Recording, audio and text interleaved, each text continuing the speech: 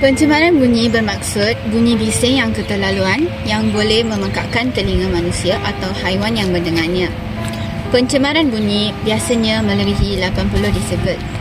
Dari asalnya, pencemaran bunyi berlaku dari perlakuan manusia. Terdapat juga pencemaran bunyi yang semula jadi, contohnya bunyi gurau dan air terjun. Pencemaran bunyi semula jadi kebiasaannya menyenangkan manusia. Okey, terdapat beberapa punca untuk pencemaran bunyi. Pertama ialah kenderaan. Okey, bunyi kenderaan bermotor merupakan penyumbang kepada pencemaran bunyi. Ianya seringkali berlaku apabila pemandu membunyikan horn, menghidupkan kenderaan ataupun bunyi yang datang daripada egsos kenderaan tersebut. Sebagai contoh kenderaan ialah bas, kereta, motosikal, jet dan kereta api.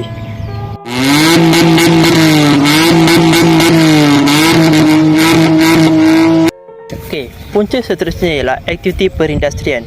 Kebiasaannya, hal ini berlaku di bandar-bandar yang sedang membangun untuk membuat suatu projek atau pembangunan. Sebagai contoh ialah Kuala Lumpur. Bunyi-bunyi bising ini datang daripada penggunaan mesin ataupun jentera untuk melakukan aktiviti-aktiviti pembinaan di tapak projek tersebut. Okey, selain itu, tabiat masyarakat ataupun kegiatan masyarakat juga salah satu punca pencemaran bunyi. Hal ini merupakan punca utama kepada pencemaran bunyi. Masyarakat sering tidak memikirkan tentang orang-orang di sekeliling dan hanya mementingkan diri saja. Sebagai contoh yang dapat nyatakan ialah membuka radio dengan kuat, mendengar lagu dengan kuat, bercakap dengan kuat dan melakukan bunyi-bunyi yang bising dengan sengaja untuk keseronokan mereka dan tidak memikirkan tentang penduduk lain. Seterusnya, kesan. Bunyi bising memberi kesan buruk kepada haiwan.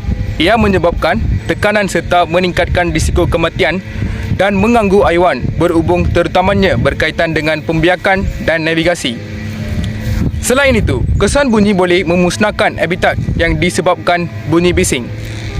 Sebagai contoh, pencemaran bunyi menyebabkan kematian spesies paus tertentu akibat terdedah kepada sonar tentera yang kuat.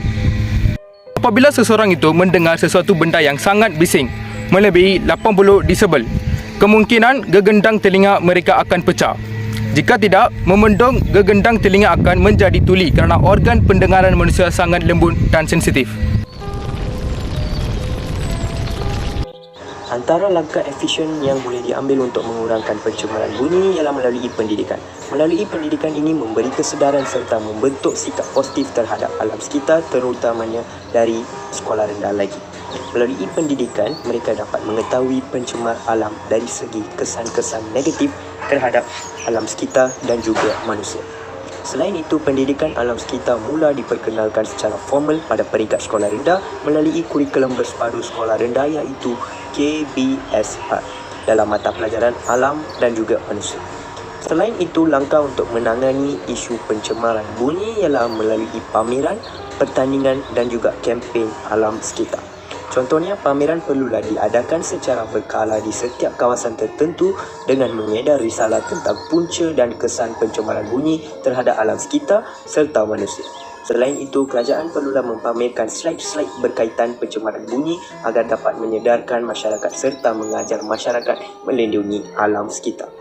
Seterusnya, mengadakan pertandingan kuis tentang pencemaran untuk meningkatkan pengetahuan masyarakat melalui alam sekitar terutamanya di peringkat sekolah rendah lagi.